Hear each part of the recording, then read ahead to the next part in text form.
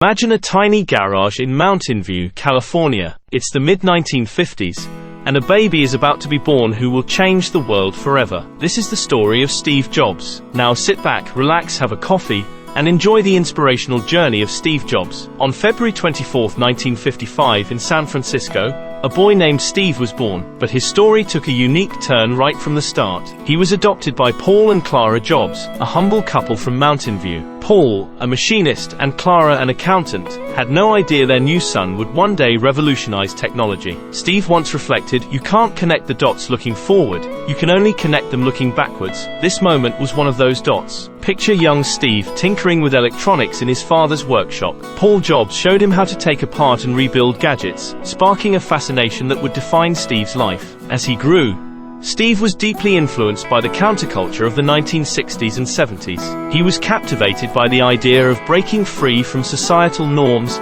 and exploring new possibilities. "Stay hungry, stay foolish," Steve would later advise, capturing the essence of his relentless pursuit of innovation and excellence. He refused to accept things as they were and was always asking, "Why not?"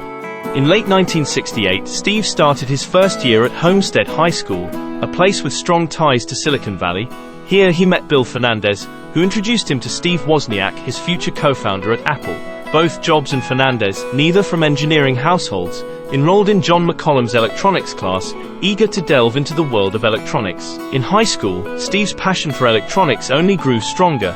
He formed a close friendship with Steve Wozniak, a fellow electronics enthusiast. Little did they know, this friendship would one day lead to the birth of a technological revolution. Steve once said, "Innovation distinguishes between a leader and a follower."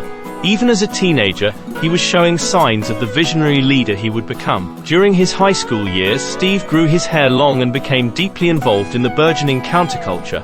By mid-1970, he had discovered the works of Shakespeare and Dylan Thomas, and developed a profound love for literature. Jobs once reflected, "I started to listen to music a whole lot, and I started to read more outside of just science and technology." His senior year was marked by a phenomenal app English class, where his teacher, who looked like Ernest Hemingway, took the class snowshoeing in Yosemite. Steve's interests diverged in two directions: electronics and literature. His best friends were Steve Wozniak, a fellow electronics enthusiast, and Chrisanne Brennan, his first girlfriend, who shared his passion for the arts. During this time, Steve would frequently visit Wozniak at the University of California, Berkeley. These visits sparked an idea. Instead of joining the electronics club, Steve began putting on light shows for Homestead's avant-garde jazz program. Around 1971, Wozniak designed a low-cost digital blue box to generate tones for free long-distance calls. Inspired by an Esquire article, Jobs decided they should sell these blue boxes, splitting the profits. This venture was successful and gave Jobs a crucial insight: electronics could be both fun and profitable. Jobs later said, "There wouldn't have been an Apple without the blue boxes. This venture showed them they could challenge big companies and win." In September 1972, Jobs enrolled at Reed College in Portland, Oregon, despite the financial strain on his parents. Although he dropped out after one semester, he continued to audit classes, including a calligraphy course taught by Robert Palladino. Jobs later said, "If I had never dropped in on that single calligraphy course, the Mac would have never had multiple typefaces or proportionally spaced fonts." During this period, Jobs slept on dorm floors, returned Coke bottles for food money, and ate free meals at the local Hare Krishna temple. Steve's path wasn't always smooth. After enrolling in Reed College, he dropped out after just one semester. But instead of seeing this as a failure, he saw it as an opportunity to learn and explore outside the confines of formal education. "Your work is going to fill a large part of your life, and the only way to be truly satisfied is to do what you believe is great work," he would later say. Dropping out allowed Steve to follow his passions more freely. Imagine February 1974. Steve Jobs, after leaving Reed College, returns to his parents' home in Los Altos, California. Determined, and with a burning curiosity, he begins his search for a job. Jobs soon lands a position at Atari Inc. in Los Gatos, California, as a computer technician. Interestingly, it was his friend Steve Wozniak's version of the game Pong that impressed Atari, mistakenly attributing the design to Jobs. Atari's co-founder Nolan Bushnell described Steve as difficult but valuable, often the smartest guy in the room. In mid-1974, driven by a quest for spiritual enlightenment, Jobs embarked on a journey to India with his Reed College friend, Daniel Kopka. They sought out Neem Karoli Baba at his Kainchi ashram, but upon arrival, found it almost deserted due to the Baba's death in 1973. Undeterred, they trekked to another ashram of Haidar Babaji. Jobs' time in India profoundly impacted him, introducing him to new philosophies and spiritual practices. After 7 months in India, Jobs returned to the US transformed. He had shaved his head, wore traditional Indian clothing, and had experimented with psychedelics. Back in the US, Jobs and his girlfriend Chrisanne Brennan embraced Zen Buddhism, practicing under Zen master Koben Chino Otagawa. Jobs even considered monastic life at Eiheiji in Japan, and frequently engaged in meditation retreats at the Tassajara Zen Mountain Center. In early 1975, Jobs returned to Atari. That summer, Nolan Bushnell challenged him to create a circuit board for the arcade game Breakout with as few chips as possible. Jobs enlisted Wozniak, who managed to reduce the chip count dramatically in just 4 days. In 1975, Jobs and Wozniak began attending the Homebrew Computer Club meetings. This group of enthusiasts was pivotal in sparking the idea that would eventually lead to the creation of the first Apple computer. Imagine the year 1976. In a small garage in Los Altos, California, Steve Jobs and Steve Wozniak are on the brink of changing the world. Fueled by a shared vision, they co-founded Apple Computer Inc. On April 1, 1976. Their first creation, the Apple I, was a single-board computer hand-built by Wozniak. Jobs saw its potential and convinced a local computer store, the Byte Shop, to buy 50 units at $500 each. This was just the beginning. In 1977, they unveiled the Apple II, a groundbreaking product with color graphics and an open architecture. It became a massive success, revolutionizing personal computing and propelling Apple into the mainstream. The people who are crazy enough to think they can change the world are the ones who do, Jobs famously said. The success of Apple made Steve Jobs a young millionaire. By 1978, at age 23, he was worth over $1 million. Just 2 years later, his net worth grew to an estimated $250 million.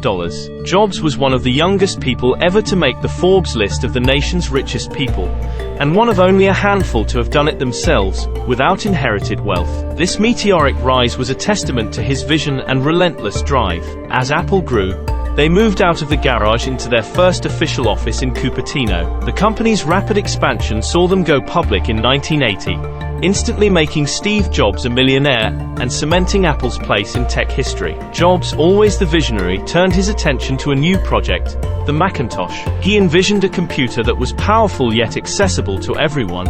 A computer is a bicycle for the mind, Jobs would say, emphasizing simplicity and elegance. On January 24, 1984, Apple launched the Macintosh with an iconic Super Bowl commercial, directed by Ridley Scott. The commercial declared, "1984 won't be like 1984," a direct challenge to IBM's dominance. The Mac's graphical user interface and mouse made it a user-friendly marvel. However, success brought internal conflicts. Jobs' demanding nature and high standards often led to clashes with the Apple board and CEO John Sculley, whom Jobs had recruited from Pepsi in 1983 by famously asking, "Do you want to sell sugar water for the rest of your life, or do you want to come with me and change the world?" By 1985, tensions peaked. Scully and the board stripped Jobs of his managerial duties, leading to a power struggle that ended with Jobs resigning from Apple, the company he had co-founded and nurtured. "Sometimes life hits you in the head with a brick. Don't lose faith," Jobs later reflected. Despite leaving Apple, Jobs' journey was far from over. He went on to found Next, a company aimed at creating high-end computers for education and business. This period also saw him acquire Pixar, laying the groundwork for another tech revolution. Imagine being ousted from the very company you founded. In 1985, after a power struggle with Apple's board and CEO John Sculley, Steve Jobs left Apple. It was a devastating blow, but for Jobs it marked the beginning of a new adventure. "I didn't see it then, but it turned out that getting fired from Apple was the best thing that could have ever happened to me," Jobs later reflected. Determined to start anew, Jobs founded Next Inc. In 1985, he aimed to build high-end computers for higher education and business markets. Imagine sleek, powerful machines ahead of their time. The Next computer, released in 1988, was a marvel of engineering with its advanced software and elegant design. Jobs' relentless pursuit of perfection continued to shine through. Despite its innovation, The next computer struggled to find a market due to its high price, yet it laid the groundwork for future success. In a twist of fate, it was on a next computer that Tim Berners-Lee invented the World Wide Web, highlighting the impact of Jobs' vision. In 1986, Jobs acquired the graphics group, later known as Pixar, for $10 million.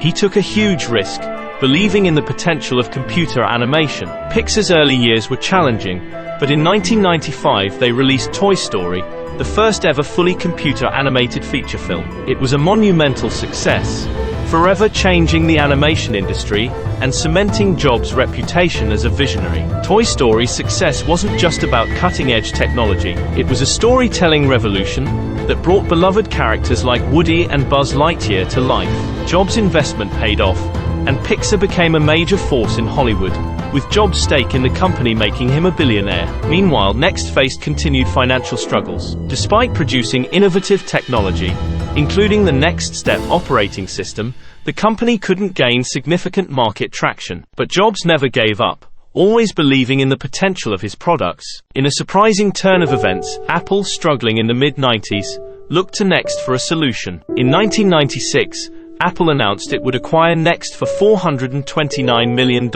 This move was strategic, not just for the technology, but to bring back the man who once revolutionized the company, Steve Jobs. In 1997, Steve Jobs returned to Apple. Imagine the anticipation, the excitement. The prodigal son had come home. He was initially brought back as an advisor, but it wasn't long before Jobs' influence began to reshape the company. The heaviness of being successful was replaced by the lightness of being a beginner again, less sure about everything, Jobs would say about this period. Jobs' return marked the beginning of a new era for Apple. His time away, filled with both triumphs and struggles, had only strengthened his resolve and sharpened his vision. He was ready to take Apple to new heights. Imagine a hero's return, against all odds. In 1997, Steve Jobs came back to Apple, a company teetering on the brink of bankruptcy. The excitement was palpable. Jobs stepped in as interim CEO, immediately setting out to revive the struggling giant. He declared, "The cure for Apple is not cost-cutting. The cure for Apple is to innovate its way out of its current predicament." One of Jobs' first moves was to launch the iconic Think Different campaign. It wasn't just an advertisement, it was a bold statement. Featuring legendary figures like Albert Einstein and Martin Luther King Jr., it reminded the world of Apple's innovative spirit. "Here's to the crazy ones," the campaign proclaimed, igniting a new era of creativity and ambition. In 1998, Apple introduced the iMac. Imagine a sleek, colorful, all-in-one computer that looked like nothing else on the market. Designed by Johnny Ive and driven by Jobs' vision, the iMac was an instant hit. It brought excitement back to personal computing and marked the beginning of Apple's stunning turnaround. The year 2001 saw the introduction of the iPod, a device that would revolutionize the music industry. 1,000 songs in your pocket, Jobs declared, holding up the tiny gadget. It wasn't just a music player, it was a lifestyle accessory that changed how people listened to and purchased music. The iPod's success cemented Apple's status as a leader in innovation. With the launch of the iTunes Store in 2003, Apple transformed the music industry once again. By offering a legal, easy-to-use platform for purchasing and downloading music, Jobs created a digital marketplace that reshaped the industry. "People want to own their music," Jobs said, and millions agreed. In 2007, Jobs introduced the iPhone, calling it a revolutionary and magical product. Imagine a device that combined a phone, an iPod, and an internet communicator all in one. The iPhone wasn't just a phone. It was a powerful, pocket-sized computer that changed the way we interact with technology. The excitement and anticipation were unprecedented. A year later, the App Store launched, creating a new economy for software developers and users alike. With millions of apps available, the iPhone became even more versatile and indispensable. "There's an app for that" became a household phrase, and Apple solidified its position at the forefront of the digital age. In 2010, Jobs unveiled the iPad, a device that redefined portable computing. "It's like having the internet in your hands," Jobs explained. The iPad's versatility and intuitive design made it a favorite among consumers and professionals, further expanding Apple's influence in the tech world. Under Jobs' leadership, Apple built an ecosystem of devices and services that worked seamlessly together. From the Mac to the iPod, iPhone and iPad, each product complemented the others, creating a user experience that was unmatched in the industry. Jobs' vision of integration and simplicity came to life in the Apple ecosystem. By 2011, Apple had become the most valuable company in the world. Jobs' relentless pursuit of excellence and innovation had transformed Apple into a global powerhouse. "Stay hungry, stay foolish," Jobs famously advised in his 2005 Stanford commencement speech. His legacy was not just in the products he created, but in the culture of innovation he inspired. In August 2011, Jobs resigned as CEO, naming Tim Cook as his successor. His health was failing, but his spirit remained unbroken. Steve Jobs passed away on October 5, 2011, leaving behind a legacy that continues to shape the world. His vision, creativity, and determination made him a legend, forever etched in the annals of technology and innovation.